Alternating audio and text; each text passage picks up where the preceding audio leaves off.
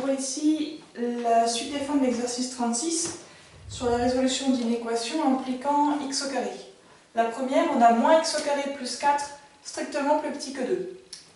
Donc, ici, alors tenez, je vais vous montrer l'autre méthode. Si je veux garder moins x au carré à gauche, je passe le 4 à droite, devient moins 4. Ça me donne alors moins x au carré strictement inférieur à 2 moins 4 moins 2. Mais moi je ne veux pas moins x au carré, je veux x au carré. Ça veut dire que de cette ligne à celle-ci, je vais retirer les moins. Okay, bon, ça c'est quand on parle entre nous. Concrètement, mathématiquement, on va multiplier par moins 1 à gauche et à droite pour pouvoir annuler les moins. Quand on multiplie par un nombre négatif, pensez bien, ça inverse le sens de l'inéquation. Donc ici j'aurai moins x au carré fois moins 1 égale à x au carré, moins 2 fois moins 1 égale à 2. Ok? Donc pensez bien à ça. Maintenant, avoir x au carré plus grand que 2, alors si on regarde, que je prenne pas toute la place, je vais la faire là. Hop. Si on trace rapidement la parabole de la fonction x au carré, qui a cette allure-là, je m'intéresse à la valeur de 2 sur l'axe des x au carré. Ça va tomber à peu près ici. Et moi, je cherche quand est-ce que x au carré est supérieur à 2. Donc, je vais chercher les portions de courbe qui sont au-dessus de cette droite. Ça veut dire que j'ai une portion de courbe ici et une portion là. Ça veut dire que mon ensemble de solutions, il sera sous forme d'intervalle pour cette portion-là et un intervalle pour cette portion-là. La valeur exactement ici, eh bien, c'est moins racine de 2. Ok? De même qu'ici, ce sera forcément racine de 2. C'est x tel que x au carré donne 2. Donc je prends racine carrée. Ça veut dire que pour écrire mon ensemble de solutions ici, que je vais réduire un tout petit peu ça, voilà. Mon fameux ensemble de solutions, c'est quand x au carré est plus grand que 2, ça veut dire que je vais de moins l'infini à moins racine de 2. Alors moins racine de 2, je ne le prends pas parce que c'est strictement plus grand. Union, et là je vais de racine de 2 jusqu'à plus l'infini, pour avoir toute cette partie de courbe là. De racine de 2, ah, j'ai écrit trop gros.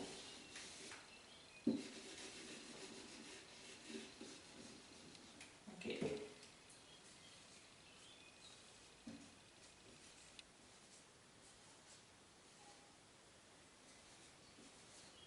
Jusqu'à plus l'infini, on disait. Voilà. Voilà mon ensemble de solutions. La deuxième, moins 7x au carré plus 5 inférieur ou égal à 2x au carré moins 11. Alors, je vais faire un petit peu comme tout à l'heure. Si je veux garder tous les x au carré à gauche, si vous choisissez cette méthode, ça veut dire que je garde moins 7x au carré ici. Les deux qui sont là, je les passe de l'autre côté, ça donne moins 2x au carré. Il me reste moins 11, et le plus 5, je le passe à droite, il devient moins 5. Ça veut dire qu'ici, j'ai moins 9x au carré, inférieur ou égal à moins 16. Okay. Pour la ligne suivante, je veux garder que x au carré. Ça veut dire que je vais diviser par moins 9. D'accord? C'est le moins 9 que je passe à droite. Donc de cette ligne à celle-ci, je vais diviser par moins 9. Un nombre négatif, ça veut dire que je change le sens de mon inéquation. Je vais donc faire ici moins 16 sur moins 9. Finalement, j'aurai x au carré supérieur ou égal à 16 sur 9. Ok, là, je fais simplement une simplification sur ma fraction. Je n'ai pas touché à l'inéquation de là à là. J'ai juste travaillé sur ma fraction. D'accord? Donc pas de confusion. Alors, si je fais rapidement, je vais la faire ici, parfois ça peut être suffisant.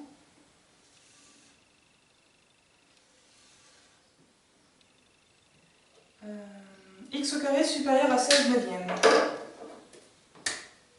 16 neuvièmes, okay, quelque part sur l'axe des ordonnées. Okay. Si je veux x au carré plus grand, encore une fois, je vais prendre cette portion-là et cette portion-là. Donc je vais avoir à peu près le même modèle d'ensemble de solutions. La valeur qui est ici, ainsi que la valeur qui est là, c'est la valeur de x, telle que x au carré donne 16 neuvièmes. Rappelez-vous, quand il s'agit d'une fraction, oui, quand on veut mettre au carré, on met au carré en haut et en bas. Donc là, si on fait l'inverse, on va prendre la racine carrée, on prend la racine carrée en haut et en bas. Racine de 16, ça fait 4. Racine de 9, ça fait 3. Donc ici, on aura 4 tiers, et ici, on aura moins 4 tiers. Donc finalement, mon ensemble de solutions, mon fameux S égale, je pense que j'aurai la place ici, je vais de moins l'infini à moins 4 tiers.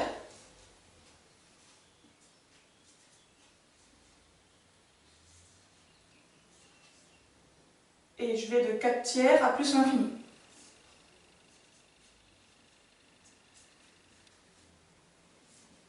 Alors les crochets ouverts sur l'infini, je pense que ça va. Est-ce que vous voyez pourquoi ici et là, j'ai deux crochets fermés sur les valeurs? Je prends le moins 4 tiers et je prends le 4 tiers.